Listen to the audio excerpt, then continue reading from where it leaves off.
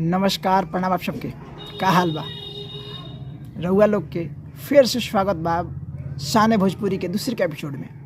आज हमनी बात करें भोजपुरी के एक वैसन कलाकार के बारे में जेकर अभिनय देख के, जेकर कंटेंट देख के अगर वो भोजपुरी के चाहे वाला बानी, भोजपुरी में कुछ अच्छा देखे वाला बानी तो राउर सीना तो गर्व से फूल जाई। लेकिन उहे अगर रउआ भोजपुरी के खाली नकारात्मकता देखतनी, भोजपुरी पर ओछी टिप्पणी करतनी तो कहीं ना कहीं राउर चेहरा शर्म से झुक जरूर जाए। जी हाँ, आज हम बात करतनी मिंटुआ नाम के एक कलाकार के, जेकर शॉर्ट वीडियो रील्स रउआ सब जरूर देखले होगा। इनकर नामो मिंटुआ हो, अपना छपरा बिहार के रहे वाला बाड़े। इनकर चैनल के नाम भी मिंटुआ हो। इंस्टाग्राम, फेसबुक, यूट्यूब पे वीडियो बनावे ले। इनकर साफ़ सुथरा कंटेंट देख के रउआ अपन घर में छोट मोट माँ बहन के बीच में, घर परिवार के बीच के छोट मोट नोक झोंक याद आ जाए। हर बार इनकर कंटेंट अच्छा रहेला, हर बारी छैले रहेले। लेकिन इस बारी मिंटुआ एगो ऐसा काम कैले बाड़ू जकर देख के हमनी सब के अंदर से भी निकली, वाह का गाना बटे। एगो गाना लेके आइल बाड़े भोजपुरी में, जहाँ ये देखैले बाड़े कि भोजपुरी में मिठास कैसन होला। आखिर असली भोजपुरी क्या हो, जानता नहीं क्या प्रॉब्लम बा।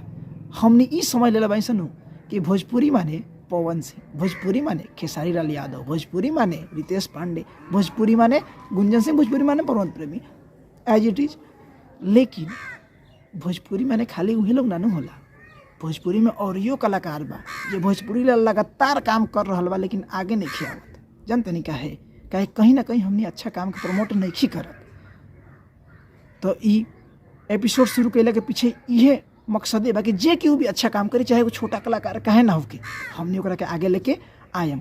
उहे काम कैले बानी मिंटुआ, जौना कारण हम लेके आइल बनी। अच्छा, एकरा अलावा भी गुंजन सिंह के एगो गाना आइल बा कुछ दिन पहले यूट्यूब पे, अपने खुनवा चिन्हात नइखे, रउआ जाके देखी।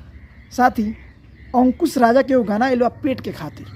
ई दुगो गाना ऐसन बानू जो रउआ अगर बढ़िया से सुन लेम नु, यकीन से कहतनी रउआ अपना भावना में घूम लेम, भावना में बह जाए।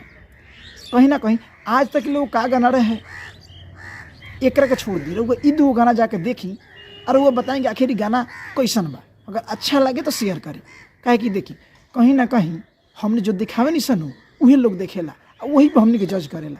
तो कहीं ना कहीं हमने की फ़र्ज़ बनता कि अगर कुछ अच्छा केहू काम करत नु बा तो ओकरा के हमने आगे लेके आई। एपिसोड के माध्यम से हमने के ये काम शुरू भइल बा, लगातार जारी रही। साथ ही अगर रउआ कलाकार बानी, अगर रउआ कुछ अच्छा काम करतनी तो कमेंट बॉक्स खुलल बा। रउआ अपन जो कोई भी अगर काम करते हैं, कोई अगर गाना के माध्यम से चाहे कोनो भी प्रकार से रउआ अपन भोजपुरी ला अच्छा काम करते हैं, तो रउआ हमारा कमेंट बॉक्स में लिंक सेंड कर दी। हमारे मैसेंजर पे भी सेंड कर सकतनी, हमने ओकरा के देखें। अगर अच्छा रही तो हमने यहाँ के प्रमोट करें, अप्रिशिएट करें, ओकरा के फैलाएं। एगो हमनिए ना, रउआ सब जे भी दर्शक बटे भोजपुरी के, जे भी देखता, जे भी भोजपुरी के चाहत हटे, अगर कोई भी कलाकार कुछ अच्छा काम करत हनु तो हमने के पहल का फ़र्ज़ बनता कि ना ओकरा के हमने आगे बढ़ाएं, आगे लेके आएँ, ताकि भोजपुरी में एगो माहौल बन जाए कि अगर अच्छा काम करें नु तो लोग ओकरा के सराही। बाकी ये एपिसोड कैसन लागल कमेंट बॉक्स में बताएं जरूर। बहुत बहुत धन्यवाद। मिलते हैं फिर अगले वीडियो।